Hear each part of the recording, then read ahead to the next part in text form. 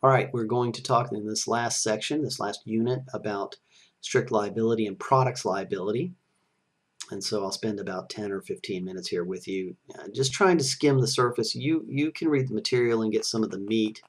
The main thing I want to do is try to bring it into just sort of a more practical level, uh, and perhaps in an easier to understand level than some of the material in the book, which does, quite frankly, the book does get a little dense every once in a while. Uh, so let's talk about strict liability for just a couple of minutes here. And the basic idea of strict liability is one of two things. Uh, you read about the case of Fletcher versus Rylands, which is a very famous case that every law school student is going to come across when you study torts. And basically, as I recall, in Fletcher versus Rylands, somebody had constructed a dam of some sort, and the dam burst, and the people downstream got flooded and suffered damages. And the basic premise there isn't so much that the person who constructed the dam did anything wrong in building the dam or constructed it badly or was negligent in their maintenance of the dam. That wasn't the issue.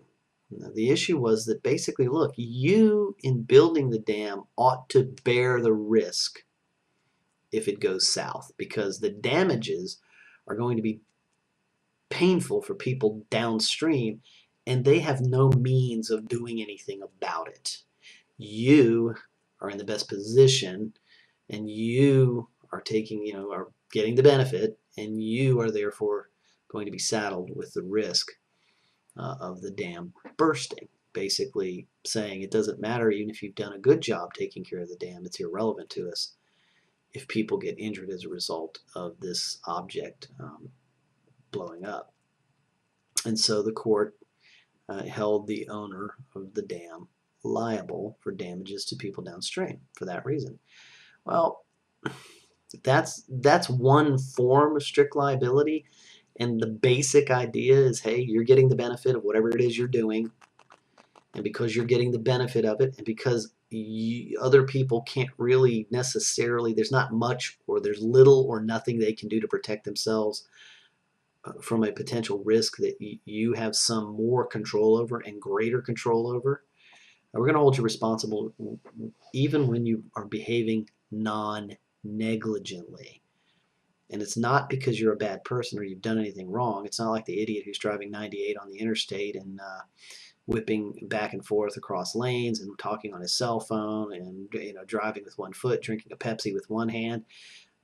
That's not where that person's almost deserving of strict liability. That's very negligent behavior. That's not what we're talking about here at all. We're just talking about someone who just simply does what they're supposed to do, but nonetheless bears the risk. And because we're trying to figure out the best way to sort of move that risk to whoever it seems most reasonable and logical ought to bear it. That's one form of strict liability. The other form is what we refer to as strict liability for dangerous activities or abnormally dangerous activities, that kind of thing. The classic example, of course, is blasting. And what happens is if you're blasting with dynamite, the law says, guess what? You better do it super, super, super, super carefully. And guess what? Even if you are super, super, super, super careful, we don't care. You're still going to be held responsible because it's so dangerous that, again, you need to bear the risk of it going south, because the people who you might harm do not have a capacity for protecting themselves. There's nothing they're doing here that's going to go wrong. They're not doing anything wrong. You're not necessarily doing anything wrong, but because the activity is so dangerous, you have to bear the responsibility. You're benefiting from the activity, presumably.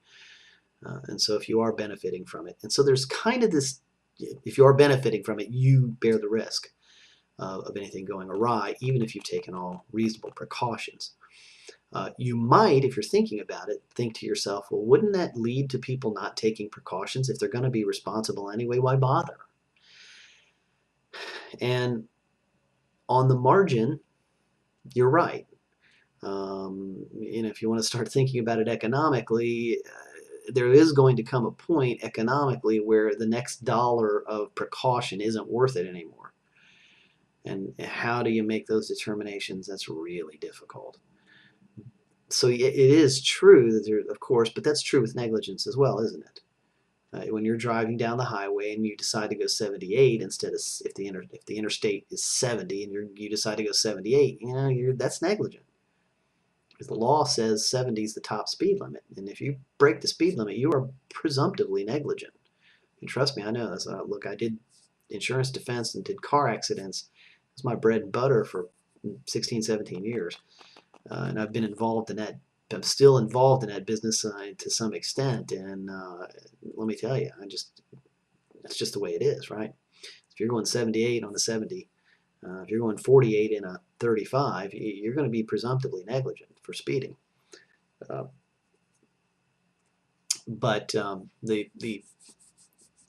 So you're going to take precautions. The idea is, well, if you're going to be held negligent, people then have an incentive to take precautions. You've kind of warned them.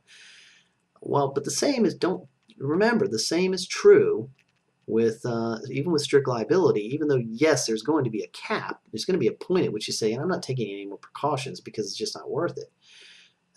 But that's true in negligence as well. So don't think it doesn't lead to that it leads to more risky behavior. You might think that initially, but it doesn't really make sense because you're going to be held responsible for the risk you cause. So, all right, that's enough on strict liability, and little comparison to negligence there. I'll let you. I know that that's going to be your final assignment, is to kind of sort that out for me and play around with that and think it through. So I won't say a whole lot more about those balancing and thinking those two things through. You struggle with that for the next few days and the next week or so. Products liability, let me talk about that for just a minute, and then we will be done, or it'll take me more than a minute, but we'll for a few minutes here, we'll talk about products liability, and then I'll finish up the video. Products liability evolved in large measure in response to what I would call a consumer economy, and that is that the courts started to realize, look, there's a problem here, because there's a disconnection between the creation of goods and the person who purchases goods. They aren't butting up against each other anymore. Okay, it used to be that if I wanted a wheel, I went to the wheelwright and I said, hey, Mr. Wheelwright, I need a wheel. Please make me one. And if he made me a defective wheel, I knew who to go to. And he had an obligation to make me a good wheel. And if he didn't, I went to him and said, you get my wheel straightened out here, bub. Well, of course, in a consumer economy, the economy that we live in now, I got this tie. Now, this was a Christmas gift, I recall, from my brother-in-law some years ago. But he didn't make it. I mean, he bought it from somebody. Okay, I'm not aware of my brother-in-law having ever made a tie. Okay, the glasses I'm wearing, I bought them from someone. The shirt I'm wearing, I bought it from some store that didn't make it. None of the people from whom I bought any of this, I get my beard, that's a different story. The glasses, the shirt, the tie, they all came from some retail establishment, okay, that did not manufacture these things. That's what I mean by consumer economy, and the law had to respond to that because there's no what we call privity between the two parties there. There's no privity between me and the manufacturer of the tie. It's a defective tie, and and it chokes me because that's pretty stupid, but you get the point. I've got a light on, whoops, other shoulder. There we go. There you go. You see that? And there, let me point to this light. Right there. Okay, I've got that light on back there. Well, that light, if it fritzes out, right, and the bulb bursts and it catches on fire, and my curtain back there catches on fire, I didn't go to the manufacturer and get that bulbs. I bought it at Walmart or wherever. I don't know. Well, my wife bought it, so I don't know where she got it. But wherever she went and got it, she went and got the light bulbs, right? That's a reality that the law had to figure out how to deal with. And so products liability law sort of it arose and was born. One of the cases, the famous cases you're going to look at is the Buick case. I think Buick versus McPherson, if I recall the name of it. Again, another famous case that every law school student brushes through at some point in their law school career. But that kind of established the idea of products liability. And so products liability does not necessarily mean strict liability. It sort of is, and you often hear the phrase strict products liability. But much of products liability is governed by the Uniform Commercial Code, for instance. And in the Uniform Commercial Code, there are reasonableness standards that arise here. There's questions of unreasonably dangerous material in products liability law, and so there's a lot of reasonableness injected into it. It's not just a matter of you sold me the light bulb, therefore you're responsible for any possible things that happen. What if I'm using the light bulb for some purpose it's not intended? Under the Uniform Commercial Code, if that happens, the warranties are blown.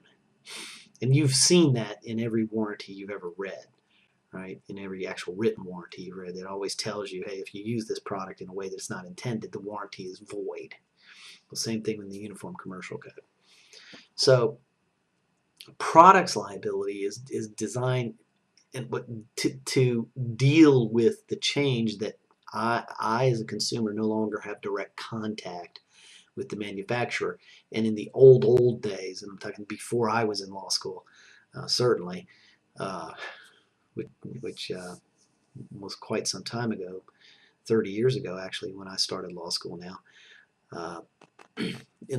way back, and we're talking now mid 1800s pretty much, and on into the early 20th century. You basically had to have privity of contract with the party who you were suing, or you couldn't. There's nothing you could do if the product malfunctioned. Oh well, if you didn't have any privity with that manufacturer, you simply were out of luck, and that became a very big problem as products became more and more mass produced for obvious reasons. So much of products liability law, and I'm going to give you an example. Really often involves questions of use and how the consumer is using the product, and there are defenses. It's not like the abnormally dangerous activity, nor is it like the Fletcher versus Ryland circumstance where we just deem it so, where the law just deems it necessary to say, hey, look, you got all the benefit from the activity, you got to pay for the risks if it goes bad. Products liability is not that way. One of the cases I was involved in as a young lawyer involved a woman who was wearing a nightgown manufactured by a company. I don't think they're in business anymore. I don't know.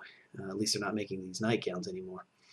She bought the nightgown from an old store called Thalheimer's. Now, I don't know if any of you are my age and lived in Virginia. Thalheimer's was a famous department store in Virginia for many years, but it finally went out of business in, I want to say in the late 80s. Late 80s, early 90s. Anyway, this client had bought a nightgown from this company in California that made the nightgown. She bought it at Thalheimer's. And guess what? She was standing near her fireplace one winter evening. The electricity had gone out. Her husband had a fire going. It was in the morning.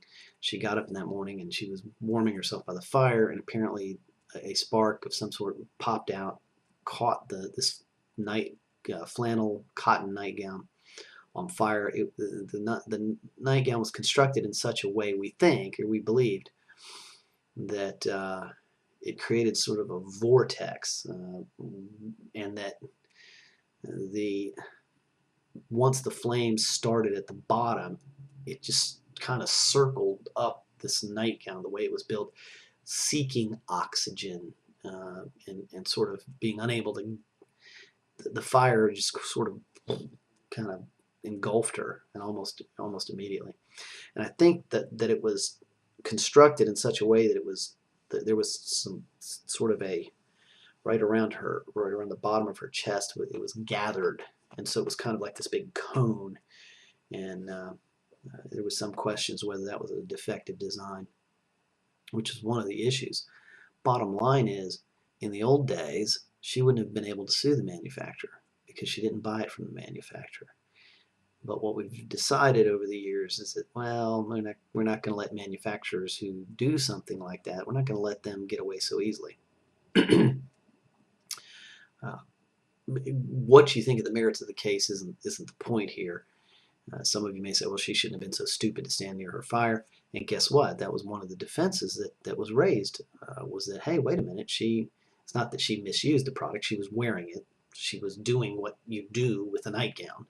She wasn't using it as for some other purpose.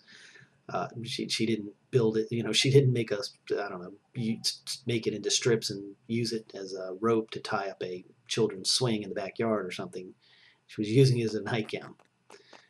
But there were questions about whether she got too close to the fire and whether she should have known better. And so there was an element of reasonableness involved, and there were defenses raised about whether she had done some things that maybe she shouldn't have done.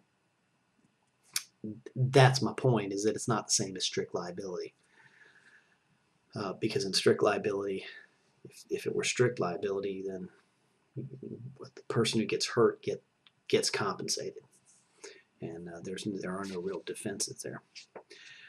Last thing I'm going to talk about just for a minute, just the book raised these issues, and so I just want to kind of mention it briefly, and I'm not going to say a whole lot about it, but I do want to raise it. There's the School of Law and Economics, which became sort of very popular in the 70s and in through the 80s. I don't know how popular that school of thought is anymore. I'm not involved in academic legal thinking anymore, frankly. From that standpoint, I don't keep up with all the latest trends like you might if you're in law school. But that was a very popular notion of sort of using economic analysis as a means of coming to grips with how the tort law ought to look. And I'm going to mention this case, and then I'm going to shut up and let you get to work. But there was a famous case of Helling versus Carey. It's not mentioned in your book, but I want to mention it because I still remember my torts professor, Ken Abraham, just about blowing up at a student who didn't give him the answer he was really looking for. And I say blow up, he just got really red in the face. And you could tell he was not happy with her answer, although he didn't yell at her or scream. This wasn't paper chase, and he wasn't screaming at her and making her feel stupid. He just clearly didn't agree with her. Helling versus Carey involved, and I don't know which was Helling and which was Carey, involved an optometrist who did not do a glaucoma test on a particular patient because that patient was under 30 years old. And my recollection is, and I believe this is still true, that if you are under 30, the likelihood of you getting glaucoma is apparently incredibly low. 1 in a million or something like that. I mean, it's very, very low. And optometrists apparently in that time, whenever the case was decided, I don't remember now, they just didn't do glaucoma testing for patients under 30 for that reason. There just was no real reason to do it because the odds were that any given optometrist would never see a glaucoma patient under the age of 30. And you think about it, if the odds are 1 in a million, there's no optometrist who ever sees 1 million patients in their entire career. So the odds of even, and how many see patients under the age of 30? So you kind of get the idea that really the odds of any one optometrist seeing a glaucoma patient under the age of 30 are probably even less than 1 in a million. So they just didn't do the test. Now, it was a cheap test. Okay, the test itself cost very little. The court in Washington State decided, you know what, you need to give the test. It was wrong of you not to give the test. It's a cheap test. They kind of looked at it and sort of imposed what you might call kind of a form of strict liability here, or products liability if you want to look at it that way. But it's more of a strict liability case. The court decided, you know what, the cost of doing the test, yes. Is it really worth it? Probably. In the grand scheme of things, in any individual case, it's probably not. No. But we don't care because it's such a cheap test that spread across the galaxy of human beings who are going to do the test. You just need to do it. No one person is ever going to complain if they have to spend an extra $3 at the optometrist to get a test that's probably not going to make any difference to them. But guess what? For that one person, it will matter. And you find they have glaucoma and they don't go blind. Um, in the old days, they did that little puffy air thing. Then they puffed some air in your eye, and you kind of they somehow measured the pressure in your eye using that puff of air, and somehow that, I don't know how, but that managed to figure out whether you had glaucoma or not. Now they don't do that anymore. Um, excuse me, if you had that kind of test. And I mention that case because that gets you into that law and economics thing. Where do we decide to draw those kinds of lines? That's the kind of thing you wrangle with sometimes when you're in school. Now, let me tell you, as a practical, if you are going to practice law, it's a practical matter. You never deal with those kind of things on the street level, so to speak. You're not asking yourself those questions because generally you're not dealing with those kind of questions. You're dealing with meat and potatoes questions about, I have a client in front of me. Do I think this doctor should have done this cheap test or not? And can I manage to get a court to agree with me that, hey, judge, a $2 test, come on, you should have done it. In fact, all you have to do is ask my client, you willing to pay $2 to get this test? The odds are you won't have it, but better safe than sorry. It's cheap. What do you want to do? At least giving the client the option. So another example of a situation where you get into these issues of law and economics, and because the law and economics theory would say the cost to society of doing this $2 test for all these people under 30 isn't worth it. I mean, the raw cost benefit analysis is that it costs millions and millions and millions of dollars across society to do this test for no real reason, because the incidence of glaucoma in people under 30 is so minuscule that you're going to spend money doing a test for no good reason again and again and again and again. It's just not worth it. Essentially saying that the one or two people who it would have helped, well, we're going to let them suffer the consequences, I suppose. I don't know. Professor Abraham's problem with this particular student's response was that she said, well, yeah, I think it's great. I think that the court was right. And Abraham wasn't looking for that answer. He was looking for the answer that I just gave, that, well, no, economically speaking, broadly, it's going to cost society more than it's worth. And the law and economics, the problem with law and economics, of course, and obviously, at least from a Christian standpoint, is that you have to be careful about thinking of people just simply in terms of a cost-benefit analysis, and it doesn't always completely work in sort of in God's economy, if you will.